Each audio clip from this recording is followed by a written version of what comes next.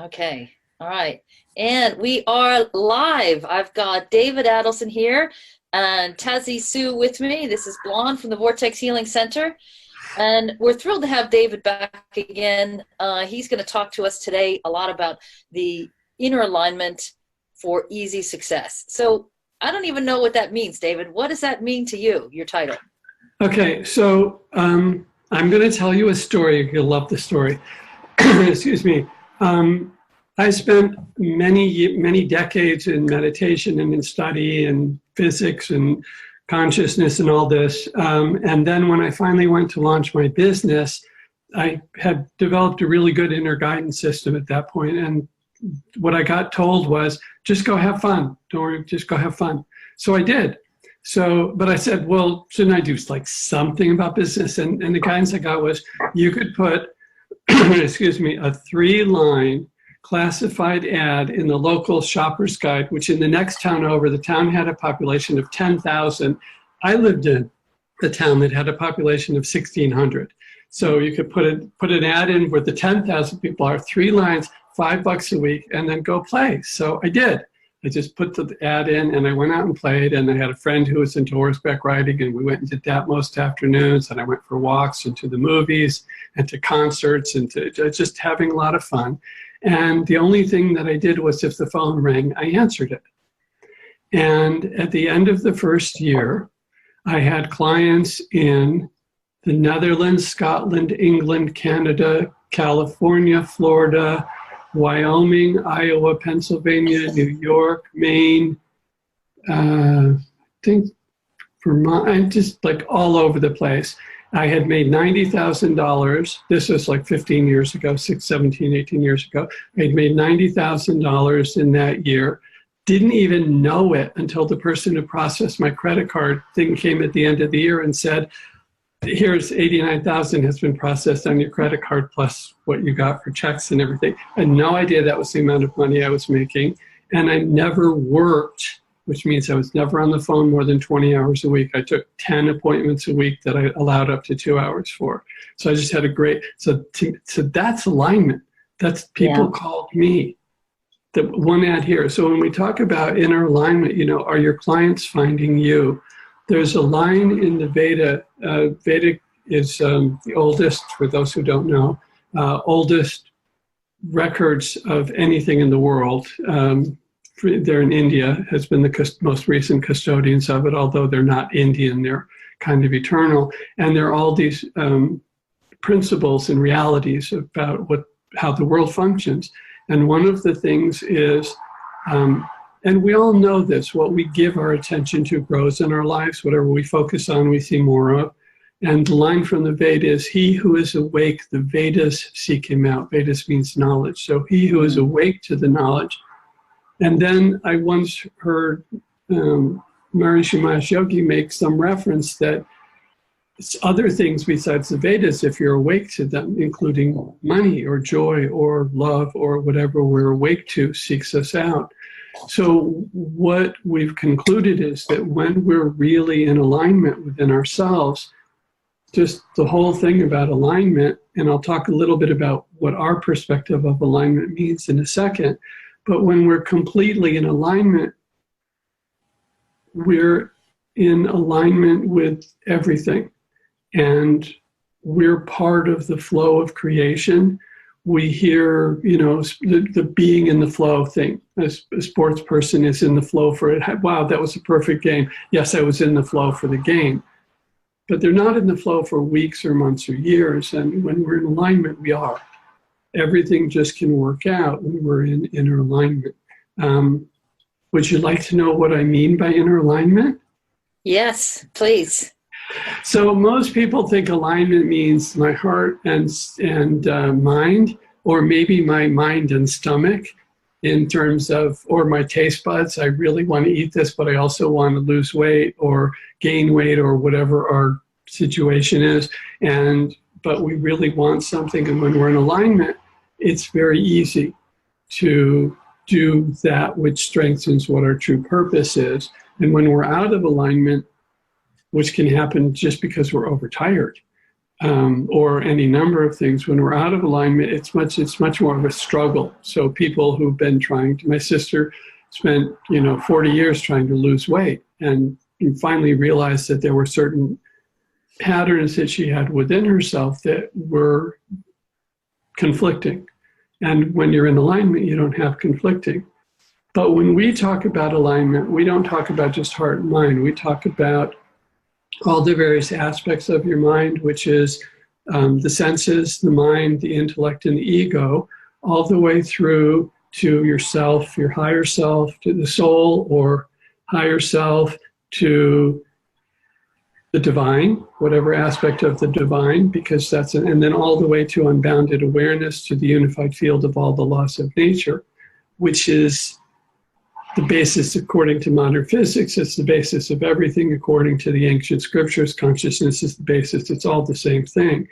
So if you're fully in alignment all the way from the source of everything, then it's the source of everything. So everything else is in alignment. All the trees are always in the right place at the right time. They're never worried about it. They never worry about missing a sale at Macy's or whatever, okay? So we want to be in alignment where, John Lennon said something about you're never in the wrong place. I don't remember the exact quote, but the idea is that in truth, if we're awake to it and we allow ourselves to be, we can always be at the right place at the right time and if we're awake to it, things work out for us over and over and over and over and over and over again. And that's what being in alignment from our perspective means. Okay. What do you think about that definition, Sue?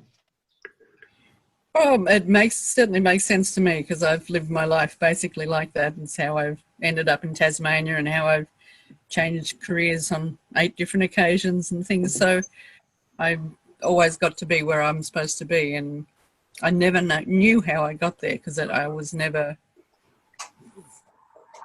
given any clear guidance or anything. I just happened to be there when it happened. So yeah, I spent it. No, go ahead. I'm sorry. So yeah, it makes sense. Yeah, that's a perfect example of it. Thank you, Sue, for mentioning that. Is we don't know all the answers. We just turn around and there's the right person. Things just work out. There's a story of Deepak Chopra spent some time with Maharishi Mahesh Yogi, founder of TM, the TM technique, who I studied with for a number of years in Europe and in the United States. And Deepak was doing some work with him, and this was, I want to say almost 20 years ago now, 19 something years ago.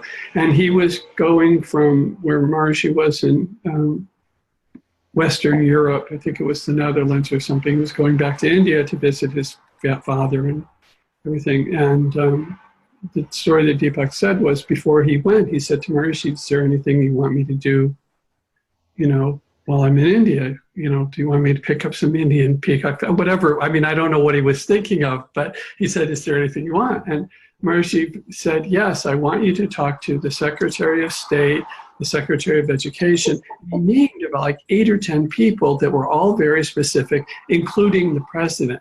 And then Deepak runs and gets on the plane. And it's a long flight to India. And the first thing he did was a long meditation program. And he's in first class, I guess. And there's a person next to him having margaritas.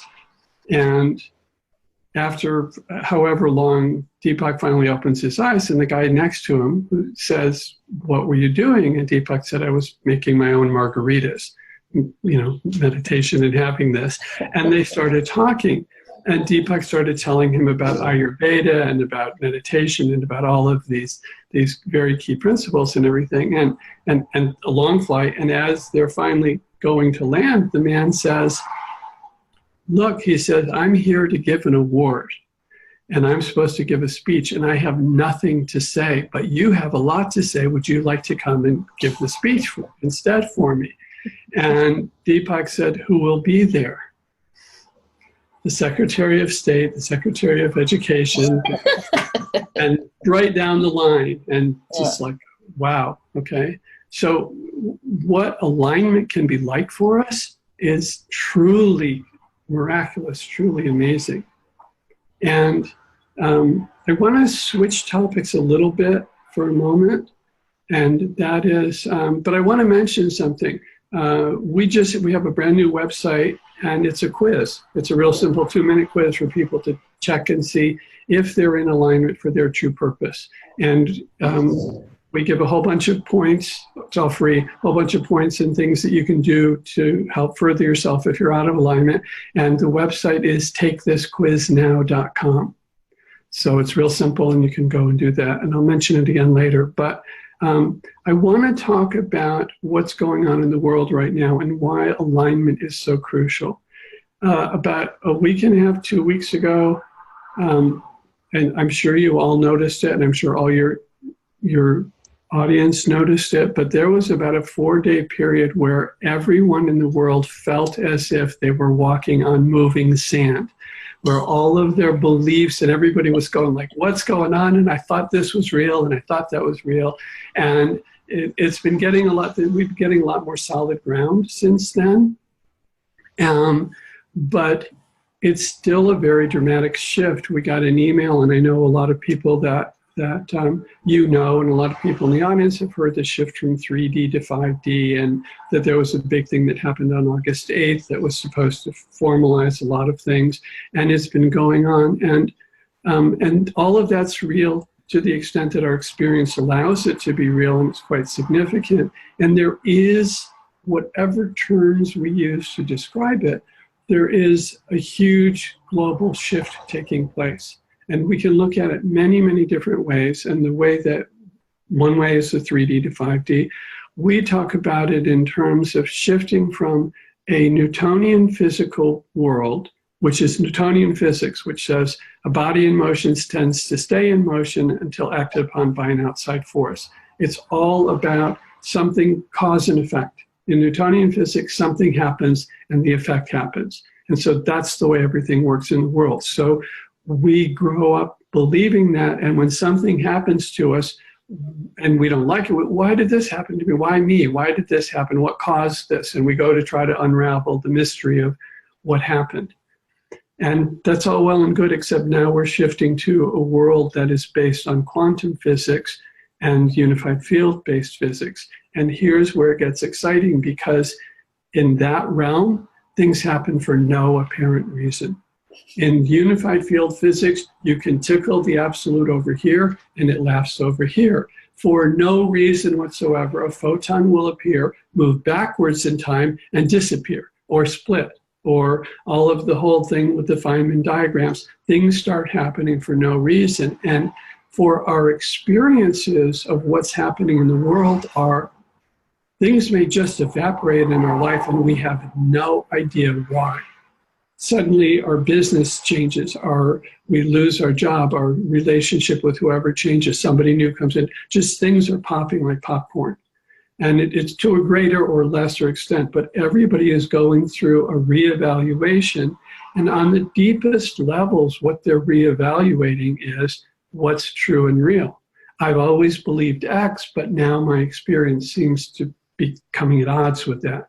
And it's because of this change that's taking place, and it's a real change. If you grew up on a train, if you were born on a moving train and you grew up on a train or a boat, your whole belief is the ground is always shaky, there's this rattling noise, a cha-chukka, cha-chukka, cha-chukka, cha-chukka, or if you're in the boat, there's the motion that's always there. And then if you get off and you get on solid land, suddenly the very basis, and this is the point of it all, Barbara and Sue, the very basis of everything that you believe now starts coming into question.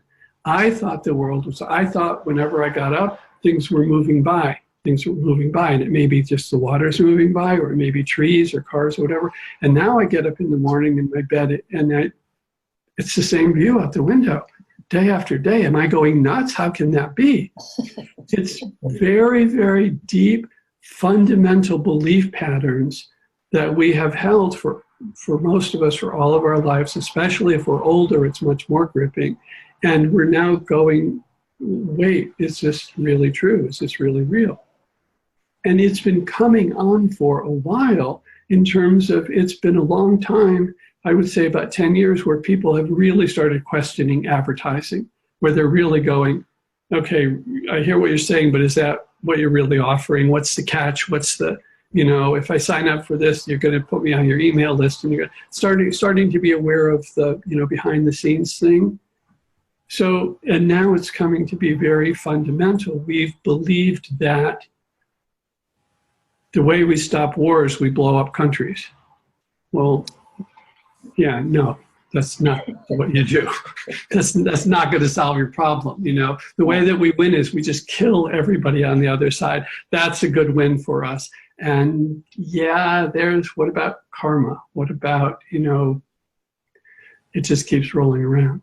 So there's a lot of really profound inner questioning going on for basically everybody on the planet, almost without exception.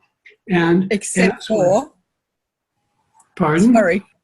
Except for a lot of politicians. I have seen just, the gap is getting wider and wider. They are still doing stupid things. Yeah. Whereas everybody else is actually reacting to that. Exactly. Getting rid of it. Exactly. So they're just, they're saying sayonara. They're on their way out. Because they're not making the changes that they need to stay current. And I don't know whether they can or not, and I'm not a particularly political person, because I figure that's so transitory that if we take care of the rest of us, that'll work out, But I understand what you're saying is there are people, believe me, they're all questioning stuff too. They just don't necessarily know what to do. If the way that you've done it before is through advertising, I'll come out and I'll put out this campaign and it'll be this, this, and this. I know I'll say bad things about my opponent. It's the way they do it in the US. I don't know how they do it, where you are.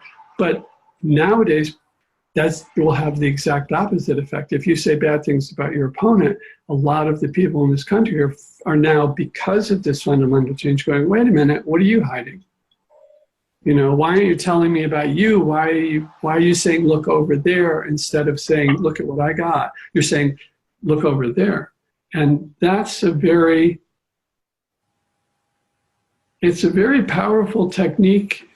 I don't know how much I want to go into politics, but I will say this.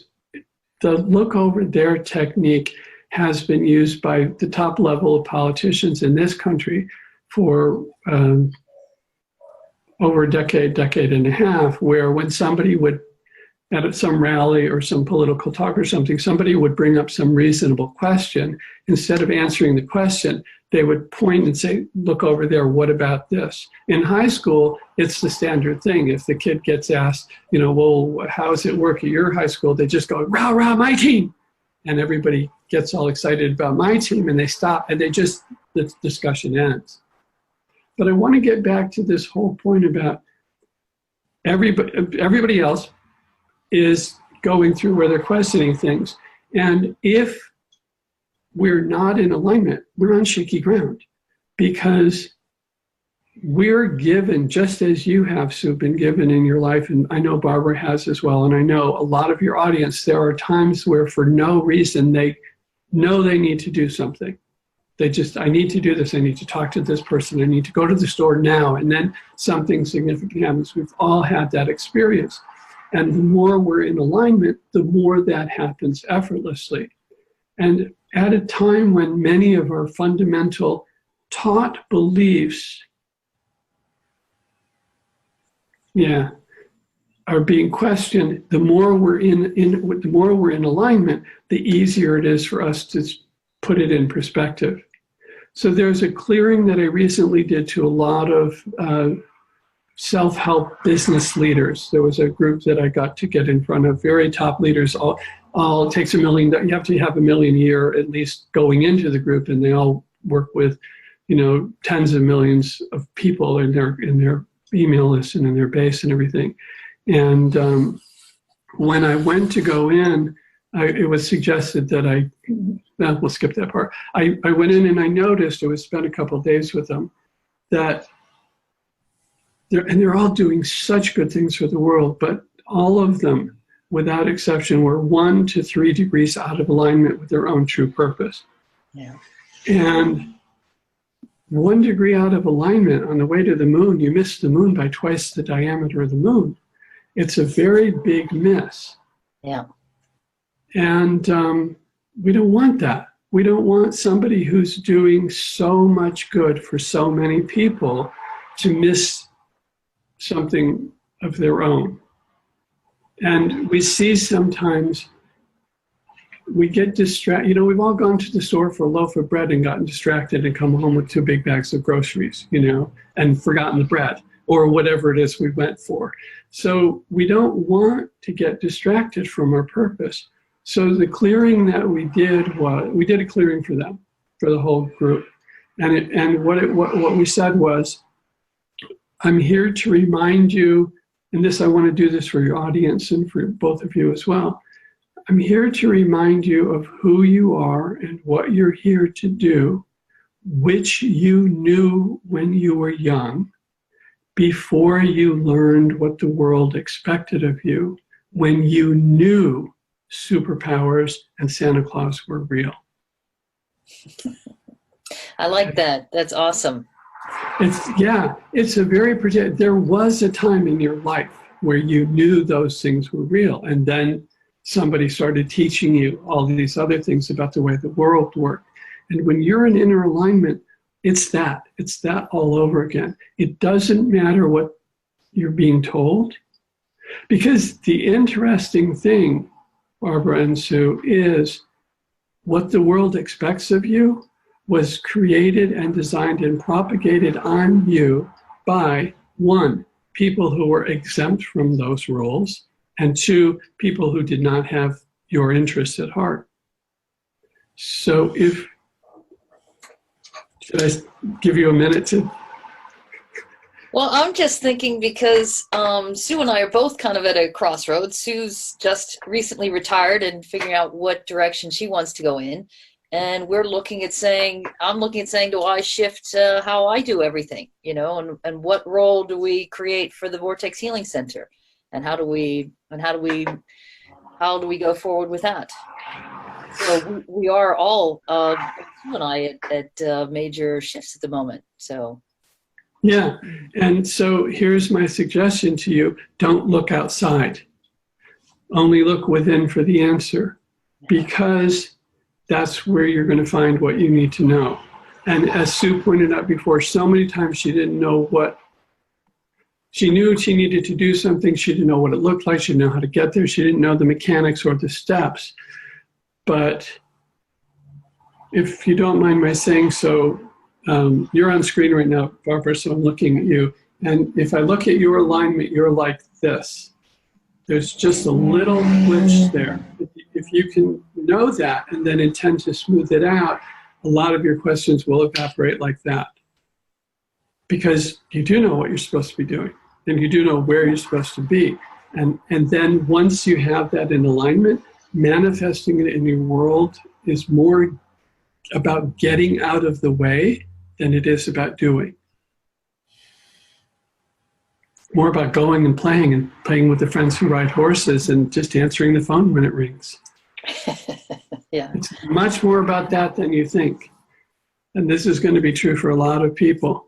And when Sue gets on, if she has some questions, I can do it right now. I can see.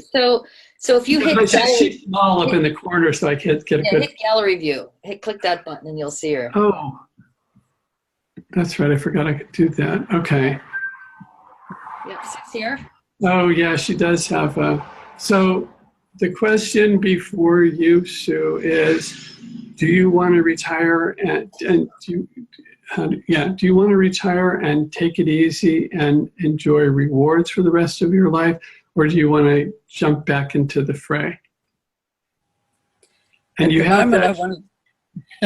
I want to take it easy at the moment, but I know there's still more in store. There's a lot of stuff developing behind the grandmother scene, and hopefully through the Vortex Center too. And I want to just be available and open to it when it pops up.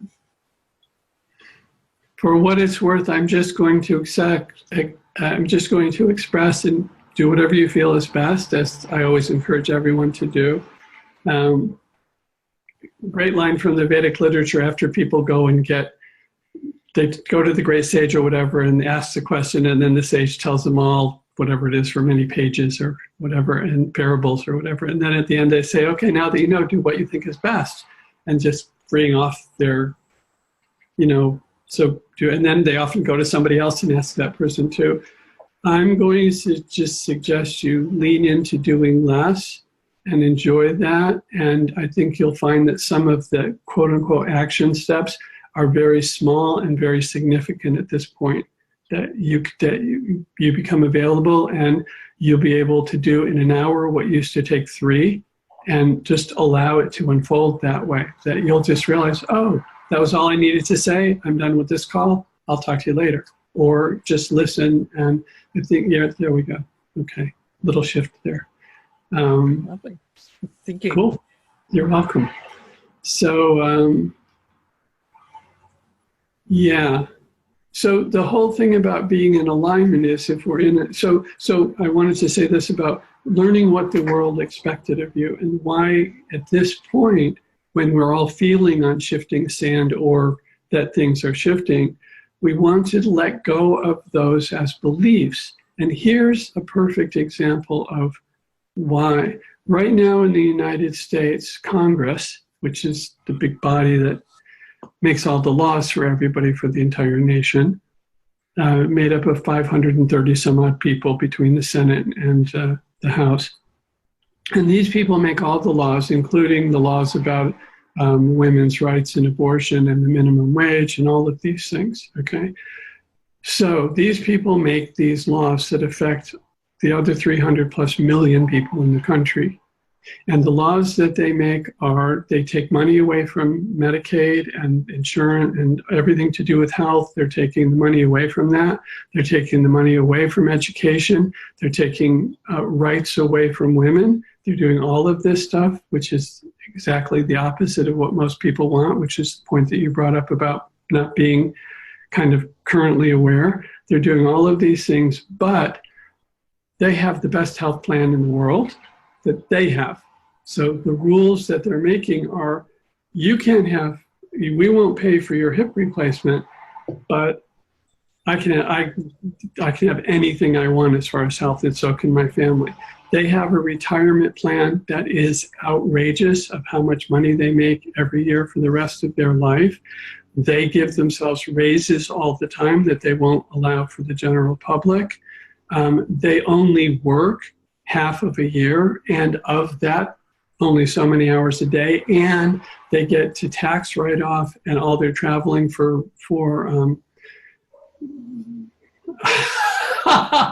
propagating whatever term you want to use when they're trying to get people to vote for them. They get to take all of that time off. So their lifestyle and their economics earnings based on what they're purporting for everybody else is completely unrelated.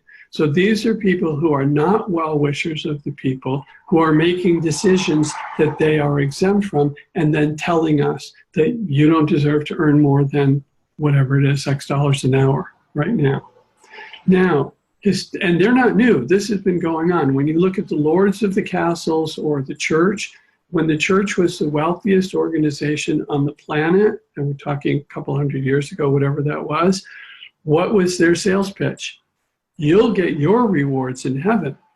I'm sitting on a crown of gold and wearing the most expensive jewels in the world with the biggest private library ever that I'm never even going to let you in.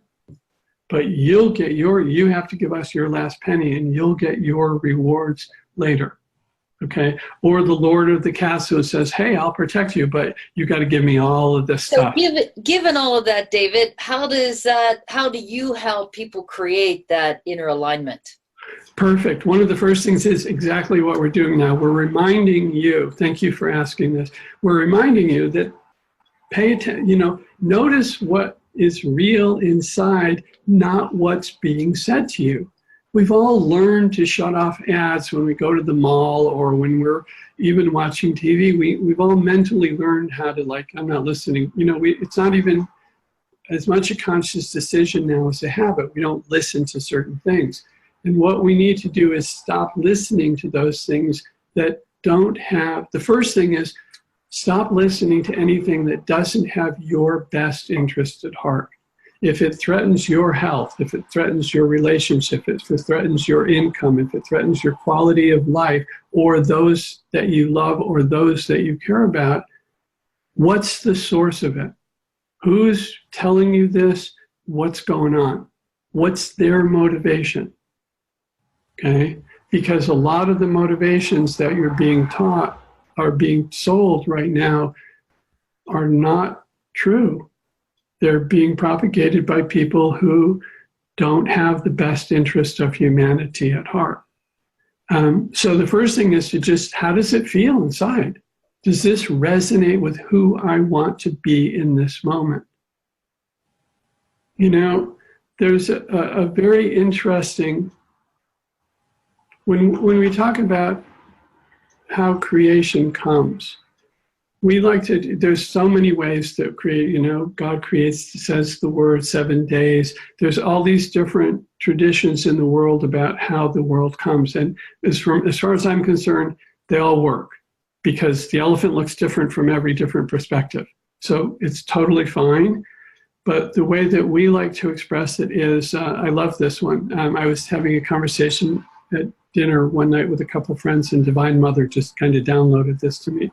She said, the unified field, source of the source of the source of the source of the source, whatever we want to call that, consciousness or whatever it is, here's a rumor within it that it has all possibilities within it. And it says, cool, let me see what that looks like. And then it gets all excited like a little kid jumping up and down. And as it jumps up and down, waves start getting created and out pops creation. And if we take that as the basis, then all unboundedness wants to experience is experience. I have all possibilities within me. What does that look like? It looks like World War II. It looks like heaven on earth. It looks like skyscrapers and airplanes that fly and airplanes that crash. It looks like all this that we personally say, oh, yes, no, good, bad, whatever. But if we understand that from the level of the divine, from the level of unboundedness, we can just create who we want to be and make ourselves happy. And that's just as good as anything, because we're fulfilling our deepest cosmic purpose. Then in any given moment, we get to literally say, who do I want to be in this moment? What do I want to experience? I think it's, can't remember, there was a TED Talk. Somebody, Zanuck, C-A-N-E-K, does that, I can't remember his first name. I think it could be. Pardon? I'm not familiar with I'm that totally, one, but totally blanking on the name, but he said he was watching sports for like 6 months. He was watching all these interviews of people being interviewed before the game and after the game. And the interviewer would always go, are you nervous? And they always said, no, they were excited. And he thought, well, these people are just taking, and then when they would describe the symptoms of being excited, they were the same symptoms that people attribute to nervousness. And he started thinking about this, and then he was on a plane ride that got really hairy, very turbulent. And everybody around was getting very anxious and freaking out and everything. And in the middle of that, he just had the realization that, well, I don't know that he processed it this way, but this is the way that I think of it.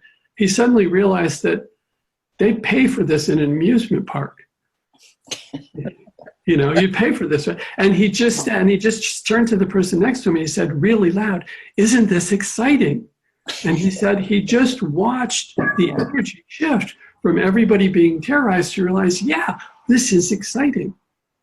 So and the reason I bring that up is when we say, who do we want to be and what do we want to experience in any situation? If we're in a situation and we're having a wonderful time, we can continue to have a wonderful time, or we can decide, you know what, I want to be the one who ruins this party. So that's the role I want to play in this moment. That's what I want to experience. I know of a friend of mine had a friend who was an actor who in a very dramatic moment couldn't resist doing the dramatic thing because that's who he wanted. That was the role he wanted to play at that moment, and he even described it that way. I wanted to be the one that standed up and rejected this incredible offer and leave in front of everyone through the crowded room and make everybody wait while I leave. Even though later on he was like, well, that was kind of dumb because now I have to go back and do it all over again, and it was a really long course and all of this. But the point is that we get to decide in the moment, do I want to have fun with this? Do I want to play with this? Can I think of a joke? Can I break the tension? There's so many possibilities that we have in every given moment to express who we want to be. And again, the more in alignment we are, the easier it is in the options of what we want to be. Most of us get up in the morning and we think, what do I have to do today? Very few people get up in the morning and say, what do I want to be today? What would I like to experience today? I'd like to experience laughing 15 times. I'd like to experience making someone else smile who's not having their best day. I'd like to experience the sun on my face. I'd like to experience an hour of no commercials, whatever it is. We don't create by who we are and what we want to be. We create by, again, what we think the world expects of us, which is, I have a job to do. I have to do this. I have these errands to do today. I have to go to the bank. I have to pay this bill. I have to go buy some groceries. I have to do all of these to-do things. And maybe those are fulfilling, but even if they are we noticing that they're fulfilling, or are we just doing them and checking them off the list? At the end of the day, I had a good day is based on what I got done, not how I felt. Yeah, absolutely. So I wanted to give you, do you have a minute now? We can talk about some of the programs you've done in the past. Sure. Some of your, for example, your Silent Peace and Harmony download. I wanted to just share with you 2 stories about that and how powerful that is. That's why I tell everybody to go look you up and go find you, because the work that you're doing, even with your free downloads, is so impactful. I was playing that. I had that downloaded on my phone, and my brother was visiting from Texas with his daughter, had just graduated from college, and they were playing that, kind of spoiled child and father having those little nagging little arguments in the car. And I'd go like, oh shit, the thing wasn't looping. I got to turn it back on. So I'd turn it on and it would stop. It would be all calm. And we're driving further. This is long rides here, just doing tourism things here in Tasmania. And then it would start up and I was like, oh darn, it didn't loop. I got to hit the button again, or I got to call, and it stops playing automatically. And every time it was playing, it was total peace and harmony in the car. And every time it stopped, the yapping would start. And so I was just, and the second example is we actually play it round the clock here in town at our little retail shop here at the post office in Crystal Shop. And it's helped enormously to eliminate most conflicts that come in. People are always looking for a parcel that's not there when they expect it, and all of a sudden everyone's just all smiley all the time. They're just, it's just been awesome. I'm really adamant about nobody turns that computer off. That stays on, and that thing plays 100% of the time. So I really want to thank you for sharing that with the people. And I can't even begin to imagine what else you have in your toolkit of fun things to help people achieve a higher state of being. We have lots of stuff, and as my son and many others tell me, we know you kind of want to retire, but you can't stop yourself. You're just going to keep creating new things. So a couple of weeks ago, I got the hit that I needed the energy, and this isn't even released yet, so I probably shouldn't talk about it, but I will. We had the thought that I needed the energy of green, of emerald. And I don't know, I assume they're equally expensive there as they are here. So it's not like, oh, I found some pocket change under the couch cushion and I'll go buy an emerald. It's more like, oh my God. And then the information came that you can get the divine energy of emerald And then the whole thing started going. And by the way, you can get the divine energy of pearl, of ruby, of all of these different things. And in India, Jyotish is astrology. And the whole point about it is that they do, based on your birth or when you start your business or whatever, they come up with predicted patterns that are likely to occur. And some of those are obviously good and some of those may not be as good. And they provide remedies, which are often wearing gems or doing what are called yagyas, which are vibrational sound therapies to appease the energies. Basically, you would think of it as a really good lawyer defending you, to whoever needs to be defended. And so we just created this program of, I want to say 35 brand new energies that are all about, that are specifically designed to be low-cost solutions to potential problems that may arise, because an emerald costs X amount of dollars, but you can buy the individual program for emerald for $9, or it's going to be a subscription thing where for $5 a month, you can get on everything. You can get all 35 things and run several simultaneously. And if you sign up for, and then it breaks. The longer you sign up for, you get more. And the longest one we ran out is for $199. You can be in it for 20 years, which is like 40 some odd cents a month, and have access to all of this stuff, which is way cheaper than an emerald and a ruby and a pearl. So, and then after that came out, something else came out this week. I don't even remember what it is. So we're constantly coming out with new things.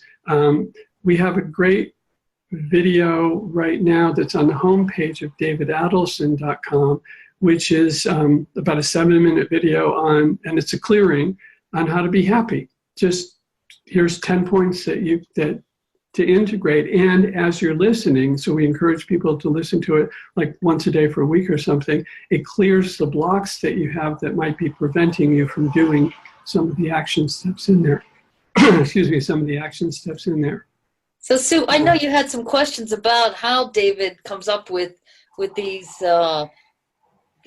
all of these programs, including the silent programs. And what was your question? Well, not really. I was wondering whether you actually just program it with intent, or how do you get that into the silence? Yeah, the simple answer is it's a gift, and Don't look it in the mouth. I don't, but I do understand it. Of course, it's occurred to me that why can't somebody else do this? And the answer is they can't. That I've seen recordings of, how do we want to say this? There are some people. I mean, I'm very blessed with some of the gifts that I've got, with a lot of the gifts that I've been given, and I'm eternally grateful for them. It's been very awe-inspiring. But I'm also aware of how many thousands, if not hundreds of thousands, if not, it might be millions, but it's only a few million, amazing people there are on the planet with so many gifts, offering so many ways for, I'm going to use the term righteousness, for life supportingness, for the good of all, for well-wishing. There are so many things, and I know you know a lot of them because of the work that you do, of people who are just well-wishing life, whether it's the planet or and I am a big supporter of all of that. I just, if somebody else has something that works, I mean, I refer my clients to other people sometimes because that will resonate better with what they're trying to do. Some people, I'm going to tell you a little thing. I hope it doesn't open too big of a can of worms, but all experiences, so Patanjali, who created the Yoga Sutras, cognized whatever the term is, Yoga Sutras, which is where yoga comes from.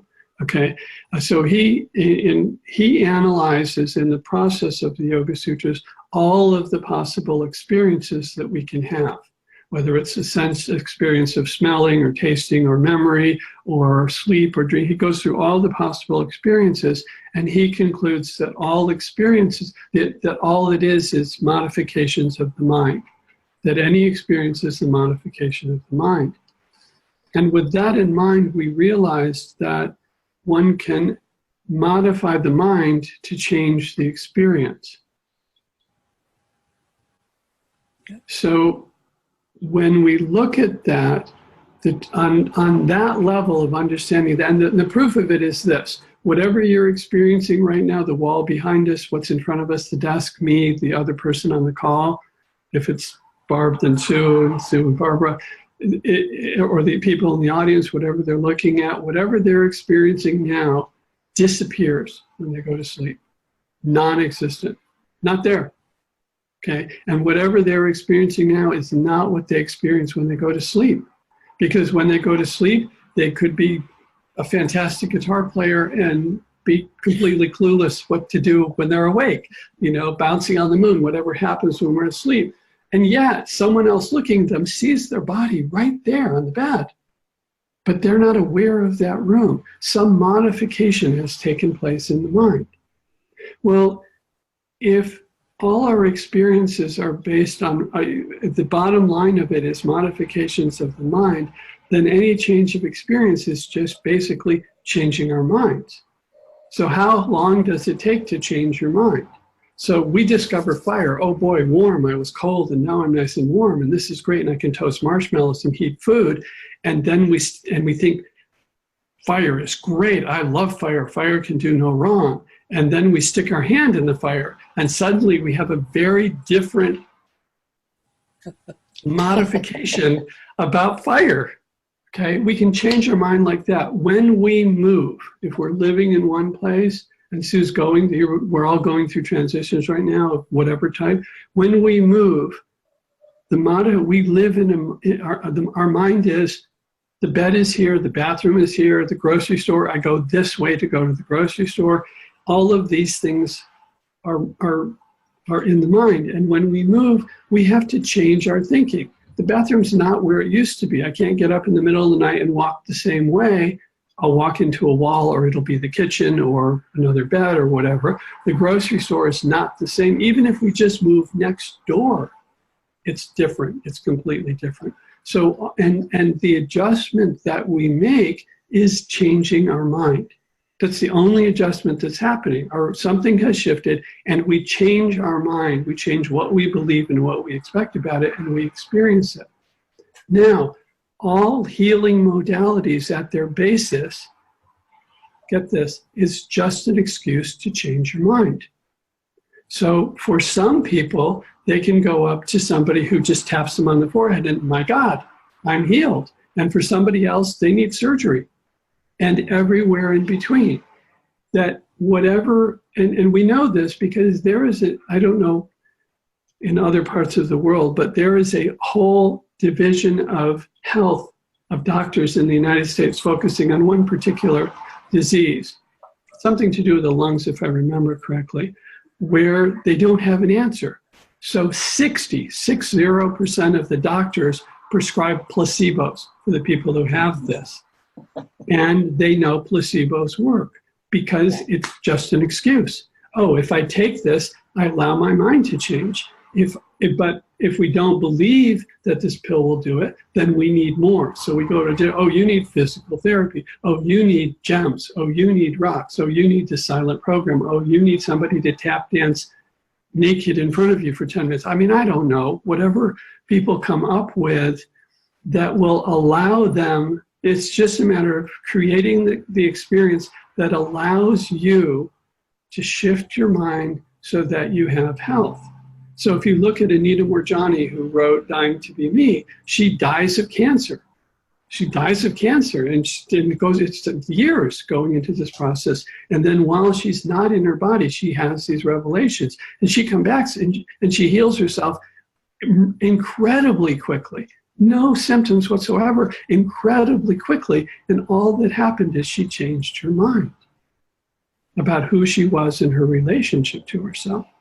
So when I talk about, if someone comes to me and they can benefit from my silent programs or my or the tinctures that we make or the cards that we make or any of that are high energy cards or the magic money pyramids or whatever it is, when they get that, if they can receive that and let it help them and empower them, and they all have divine energies in them, great. But if there's somebody who says, you know, there's a nail in my shoe, and until I see a pair of pliers pull it out, I won't allow anything to happen, you need to send that person to that modality. So. Right. So what else do you have for us today, David? What else what else would we like to cover? Jokes are always good. I'm a really big believer in humor. I can never come up with one on the spot, though. I'm sorry, I don't do that well. Yeah, I think those are the big things. I think the summary is, if people want to, they can, but nobody needs to feel special about the shifts that they're going through. They're all capable of going through them, or they wouldn't be here now. They would have taken the next train, as it were, or the next plane. So if people are here now, it's because, you know, a lot of people like to watch the sunset. They like to watch the transition or the sunrise. And you have to be awake to watch the sunrise, but you have to also be here. If we want to experience the shift in the world that's coming, and it's so exciting, and so many technologies, so the potential for this world is literally unlimited. And we know so many ways, so many exciting things that are showing up on the planet right now that can solve the problems of pollution, recycling, hunger. There are so many incredibly simple solutions that are just starting to sprout on the planet right now, that the next decade could create a completely different world. Yeah. But if and I think there's a lot of people that I come across who believe they've fulfilled their soul contracts, or they've done many of the things in their life that they believe that they came here to do, and they're still here. And they're like, well, what do I do now? Like, well, you're still here for a reason. You're still here to experience something, because we all know that you could choose to leave at any time. So if you're still here, there is definitely still a reason, or something you are choosing from your highest self to experience. Yeah, and one of the things is, you know, after the battle, Hercules or whoever wins the battle, they get to enjoy the results of the battle. It's not like, okay, you killed the bad guys, there's nothing else for you to do, we're going to chop your head off now. It doesn't work that way. It's like, oh, you did great, here's some rewards. So there's a couple things that could be going on with those people.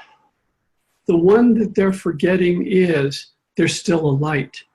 There's still a bright light, and whatever they're doing, even the most mundane things, and whether they're doing them in public or private, whether they choose to have an active role in the world or not, their light is still quite profound. So if we look at Sue right now, who's teetering between what, I understand, I totally get where you are and what you're thinking. And on one level, there's still more that she feels she can do, and there is. But I don't know if she's aware of how incredibly much she's going to do if she just puts her feet up by the river and watches it go by. I don't know if she sees the difference between her deciding to just enjoy and her doing things. It's not that big of a difference. It's not what it was before. It's really just, what do you want to do? What would be fun for you today? Who do you want to be? What do you want to experience? And there will be days that it's like, I could feed the pigeons, or I could go to this meeting, and yeah, I've been to the meetings before, I'll go feed the pigeons. And it's 98% is good. And once the obligations are taken care of, the number one thing for these people is they need to remember that their light and their life is an inspiration to others in many cases. I mean, Sue covers pretty much most of Australia. And I bet she has no idea that that's how far her influence goes. And there are a lot of people that listen to this there are people whose influence goes around the planet. They have no clue that that's how bright their light is. And they don't have to do anything. They could be brushing their teeth or watching an old rerun of a TV show, and the light is still shining. and the light is still having that very profound influence. So on one hand, even though they may feel they've done what they have to, and they have, they need to remember that there's still that. And so on one hand, in terms of service, we still have that aspect. But on the other hand, you're Hercules, you won the battle. What do you want to do? You know, there was a whole series of commercials where they ran out to people who just won the World Series or whatever. And I'm going to go to Disneyland. What do you want to do? You get to enjoy the sunrise. You get to enjoy the unfoldment of so much grace in the world. And if you look for it, you'll be stunned by how much grace is already present in the world and how much is coming day by day by day by day. It's absolutely, it's like, what do they call that when they speed up time-lapse photography? This whole garden is blooming right now. And you can, and I mean in like time-lapse photography. And for those who want to notice that, intend and ask to notice it. I'd like to see the good. I'm awake to see that. Let that seek me out. And they will be stunned at how much beauty there is that they can enjoy in life and how much more progress they can make in their own evolution, in their own unfoldment that they can do, even if they've already done everything, even if they've done absolutely everything. Enjoy it. Just choose to enjoy. Just make that choice that whatever I do, let it warm my heart. Let it be fulfilling. Let even my experience of joy be in service to the divine. I love that. What do you think about that, Sue? Yeah, spot on. It's wonderful. It's exactly why I did suddenly decide that I want to get out of this now. I want to retire. I want to sit back and enjoy. And there's so much beauty. We're here where we live, and I've got this gorgeous, great big horse, and I just love him to bits, and I want to work with him, and I want to go out and enjoy the dogs and the days, and yeah, I know that radiates out, and it really does affect a lot of people. And the horse has some things to teach you. Patience, yes. So does a chainsaw. No. It has some. It's not as simple as patience. There's some other things. You need the patience to be able to receive what the horse is there to teach you. Okay. You'll do great. You just allow it. I mean, there's so much good that comes if we just allow it. You know, people stand in line to go to the bank or a movie or to get into a fancy restaurant or something all the time. We allow ourselves to do that. Also allow ourselves to do it for really, for the personal growth things. We just allow it to come. I had a friend who I'm sorry, go ahead. I was going to say, I had an interesting experience just a couple of weeks ago. I've been doing a few public talks about the book that I've written, which is the history of the vortex here and my travels and stuff. And as I was driving home, I got two very clear messages, like I always do, the same way I receive them all the time, that I was on the wrong path. Go back. And this really bamboozled me for quite a few days. And I thought, this is ridiculous. I mean, everything's just flowed as it should. And I've picked up the opportunities when they arise, and yeah, blah, blah, blah. And I finally got frazzled and asked a friend of mine, and she said, well, I think we tried doing a bit of a talk or a bit of a reading thing, and no, nothing really came from that other than that. But then I just suddenly thought, it's my brain playing tricks on me. I can't totally feel that I'm doing everything that I should be doing, and I should be doing something else. So I'm looking for something else to do or something else to worry about. That's not what I'm getting. It's just dumb. That's not what I'm getting. I'm getting that it was physically the road that you were on. That there was something else, that there was something that was going to be presented if you made it different, if you went differently on the road, physically on the road. There was something different. This happens to me, not as much these days because I don't drive as much, but there was a time where it happened pretty regularly where it's turn here. And like, whoa, wait, why couldn't you tell me, 20 feet ahead when I had time, let's not have an accident here, people.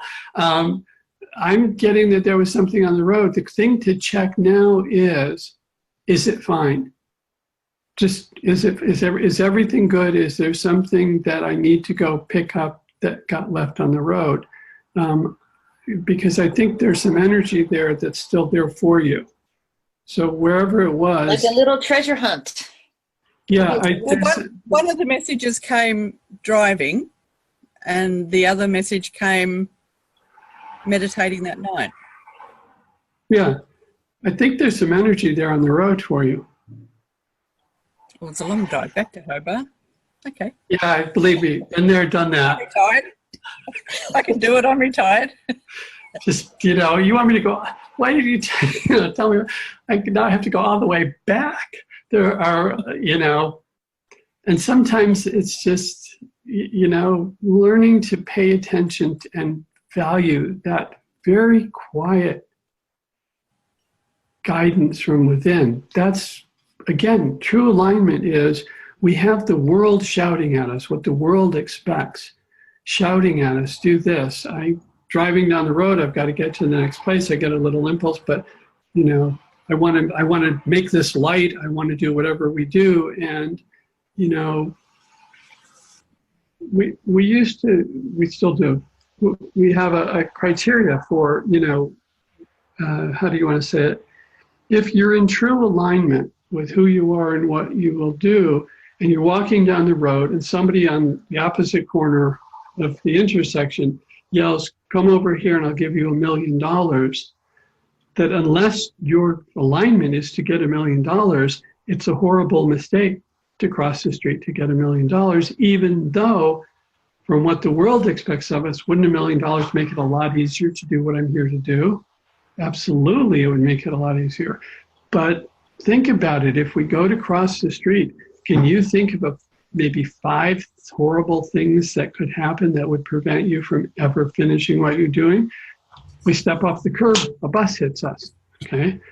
And then we're dead. Well, that makes it, I don't know about you, but I have a really hard time when I'm dead doing certain things, Playing with it would be a lot harder. It's a lot harder. It's a lot harder. I mean, yes, you can do other things, but if you're trying to do what you're doing, or even if you make it across, or you get partway across and you get hit, but you end up in the hospital for many months, and maybe you get amnesia, or maybe you meet somebody who's, in the room with you for months, and they start feeding you not untruths, and you just get warped, and then you spend, and if you're lucky, it only takes you 12 years to get back to your path. Or you get over and get the $1 million, and as soon as you get this $1 million, some real hottie of the opposite sex sidles up to you and says, gee, I'd like to be part of the life that includes this $1 million, and they take you off down a side street. There are so many things that can happen if we aren't really clear, and yet learning to listen to that voice for most of us is a leap of faith. Because we have this quiet voice who tells us to do something that in some cases just flies in the face of everything that we know. And it's very quiet, and it's a very silent voice, and there's no one to check it with. Although if you're in a circle of people that resonate truth, you can often check with people, but sometimes it's right there on the spot. I have to do it right now, and who am I going to ask, So, and it's, because of the nature of it, it's in an abstract realm, and we're used to the concrete walls. Bangs the computer or whatever. We're used to the concrete. But one of the precious things about this time is that as this shift is taking place, whether 3D to 5D or Newtonian to quantum physics, whatever we want to call it, as this is taking place, those things that we believe to be true are evaporating, and because those are evaporating, it makes it easier to believe that which comes from within. It's not necessarily louder, but it's less challenging. It's now we start feeling a little more, well, it's not that outrageous for me to stand up and say this, or to go to this store, or where it used to be, oh my God, I would never, ever, ever, ever, ever do that. So this idea of finding our alignment, the more we can get in alignment, the better for ourselves and for others. because then we're a lamppost, we're a pillar, we're a lighthouse that allows others to find their way. Anyone who works with light, and by light, divine grace, by anyone who works in it, should never, ever, ever, ever, ever underestimate the influence they have for the benefit of the world, even when they're having a bad, sickened day bad, even when they're having a, oh my God, everything is going wrong today, I'm working off a lot of karma, whatever the term is, even when they're having what they consider, this is a really worst, I'm not going to swear, the worst day experience, even when they're doing that, they are still lighting up houses nearby, blocks away, depending on their influence, and further away. And well, I think there are a lot of people who needed to hear that, David. I really appreciate you sharing that with us and with our audience. Yeah, it's really important that people just get that part of your job is simply to be here. Yeah. And even, I just would like to point out now that even just talking to you and listening to you now, that message that I was on the wrong path, as soon as I changed my reality or my mind set on that, the minute you said it's on the road, and I thought, well, it's not me personally. If I look out, I think, well, okay, it's what's been bugging me since I got back. It's that I should have had a greater connection with the woman I stayed with, and I've just felt like something's been missing. So now I find the answer, and I've proved your theory for you. I've just done it within the talk. Thank you.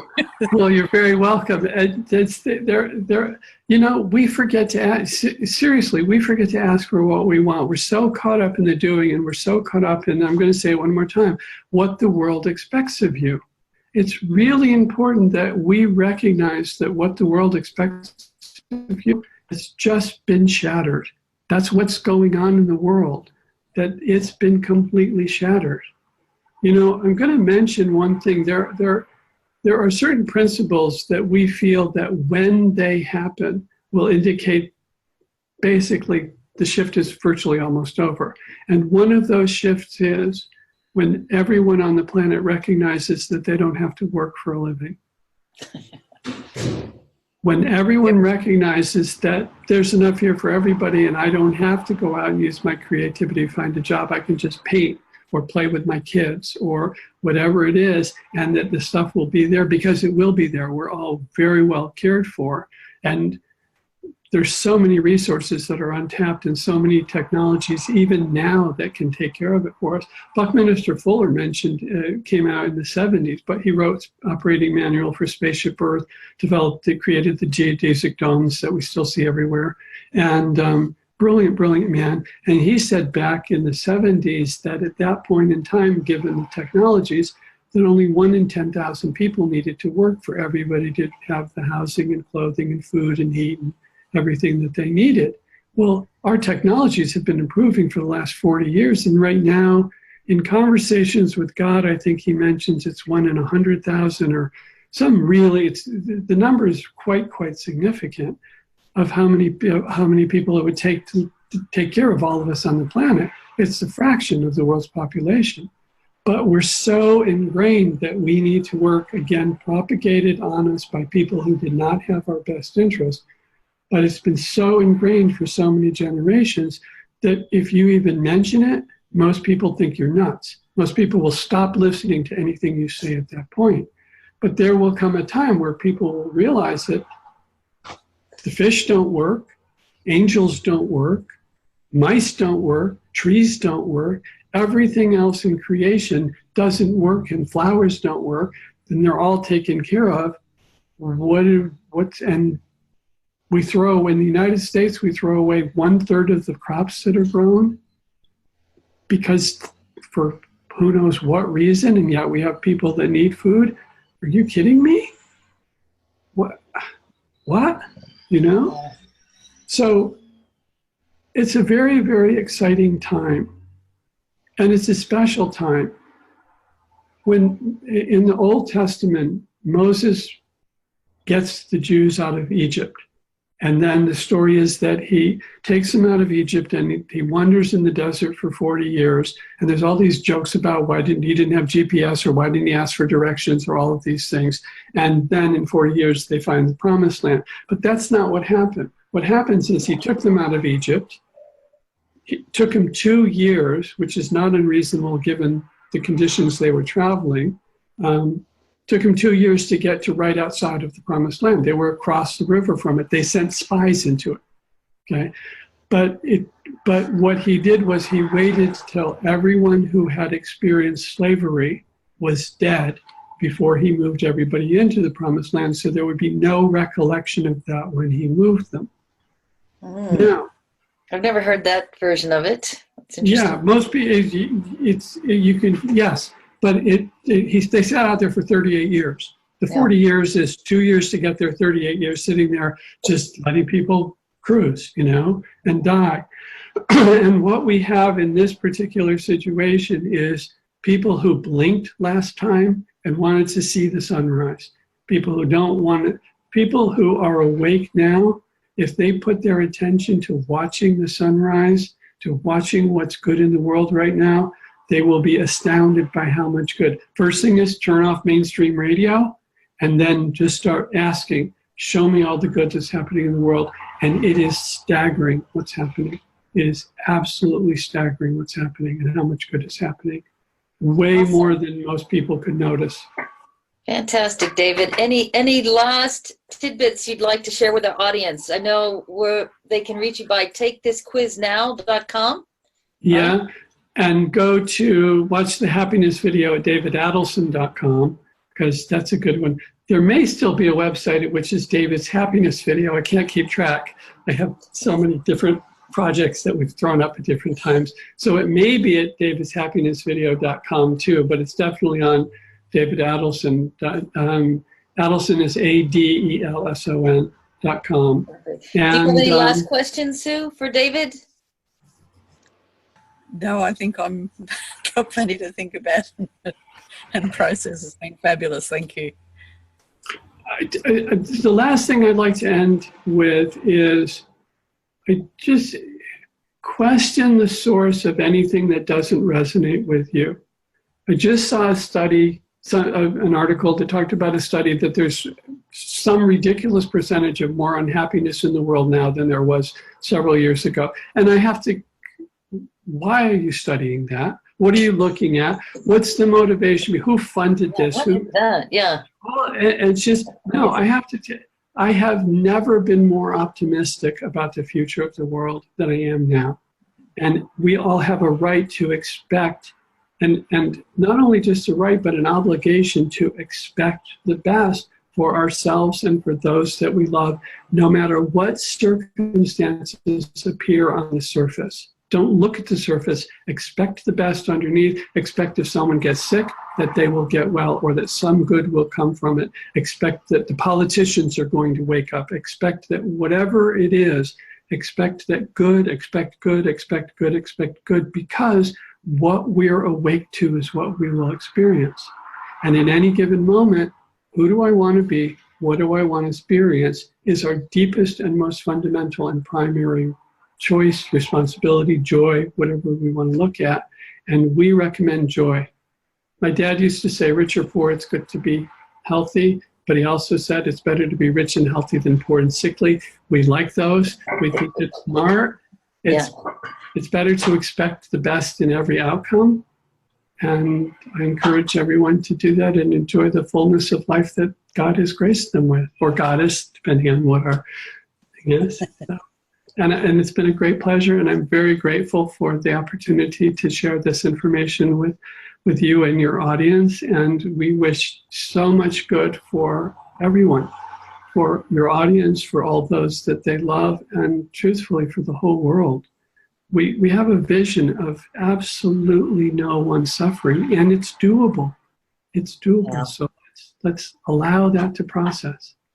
That's fantastic. So thank you so much, David. And I invite everyone to like or comment on this video and share it with someone who needs to hear this, because there were a lot of golden nuggets here in this talk today. Yeah, it sure is. It was fabulous. Okay. Wonderful learning for very many people. Thank you. Thanks, David. You're so welcome. Thank you. So great to see you both again. And you're doing great. You're both doing so much good. Thank you.